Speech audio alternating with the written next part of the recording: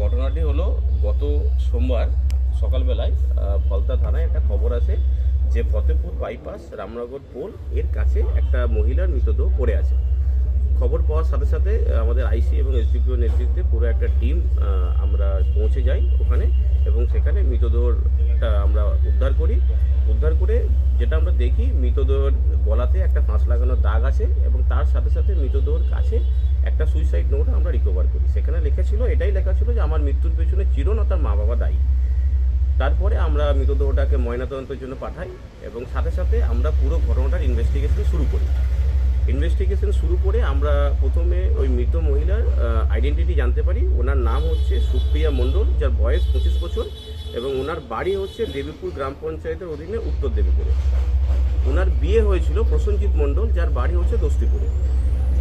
প্রসেনজিৎ মণ্ডলের সাথে ওনার সম্পর্কের অবনতি ঘটে এবং গত 1 বছর আগে উনি প্রসেনজিৎ মণ্ডলেরই বোনাই স্বরূপ ভান্ডারীর সাথে পালিয়ে গিয়ে উনি বেহালার শিলপাড়ায় একটা ভাড়া বাড়িতে ওই মৃত মহিলা এবং স্বরূপ একসাথে থাকতেন। একটা অবৈধ সম্পর্কই দুজনের মধ্যে ছিল এবং একসাথে থাকতেন। লিভ-ইনে ছিলেন, একসাথে অবৈধ সম্পর্কে ছিলেন, যেহেতু পালিয়ে গেছেন। এবং তারপরে যেটা হয় কি, ধীরে ধীরে দুজনের মধ্যে অবৈধ সম্পর্কের কারণে একটা সম্পর্কের অবনতি ঘটে এবং এদের মধ্যে পারিবারিক অশান্তি চলতে থাকে।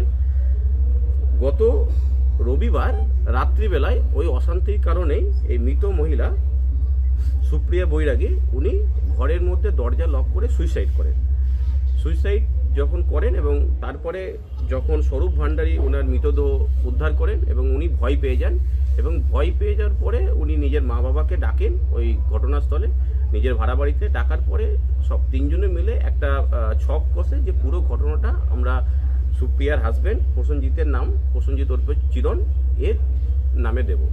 সেই সূত্রে ওরা কি করে, ওই ডেড বডিটাকে নিজের বাইকের মধ্যে বসিয়ে, স্বরূপ বাইকটা চালাচ্ছিল, মাঝখানে মহিলা ডেড বডি ছিল এবং তার পিছনে মা বসেছিল, স্বরূপের মা।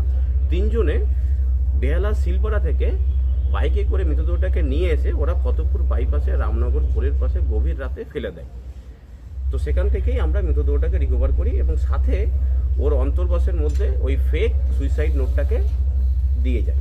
তো সুইসাইড নোটে চিরনের নাম ধরে ছিল, কিন্তু আমরা প্রথমে চিরনকে আমরা ডিটেনশন করে পুরো ঘটনাটা কিছুটা আমরা জানতে পারি এবং সেই সূত্র ধরেই আমরা গতকাল স্বরূপকে অ্যারেস্ট করার পরে আমরা পুরো ঘটনাটা ওনার জবানবন্দি থেকে আমরা জানতে পারি যে উনি পুরোটা প্ল্যানিং করে ওই সুইসাইড করা যে মৃতদেহ, সেই মৃতদেহটাকে উনি ডিসপোজ করে দিয়েছিলেন ফতেপুর বাইপাসে রামনগর পোলের কাছে।